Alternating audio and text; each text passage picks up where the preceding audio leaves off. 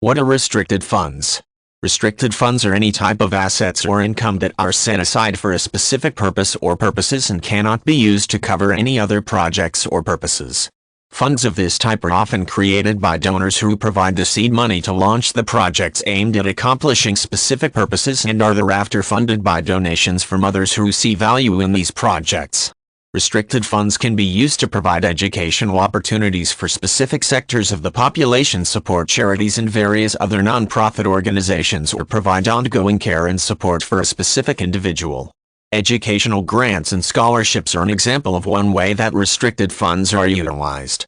With this application, interested donors establish the scholarships or grants and fund them with either cash donations or income generated from a trust or other financial strategy. In some cases, others may choose to donate to the programs, assuming they also want to support the efforts of the trust. Typically, an individual seeking the scholarship or grant must meet the criteria established by the founder of the program in order to receive a portion of the restricted funds. Charities and other types of nonprofit groups also often benefit from restricted funds. Donors may make contributions and earmark them for specific purposes. For example, a donor may choose to contribute to a nonprofit that is devoted to cancer awareness and research and earmark the funds for use in creating literature related to a specific type of cancer. In like manner, individuals who belong to a religious organization may donate funds for a specific purpose, such as a building fund or a fund to aid other members who are going through temporary financial distress. One of the benefits of restricted funds is that a donation of this type allows the donor to support something that is of great personal importance. An individual who had to work his or her way through college may donate funds to an educational program that assists people in a certain income bracket in paying for an education. Someone who has lost a loved one to a specific disease may wish to support ongoing research into that disease.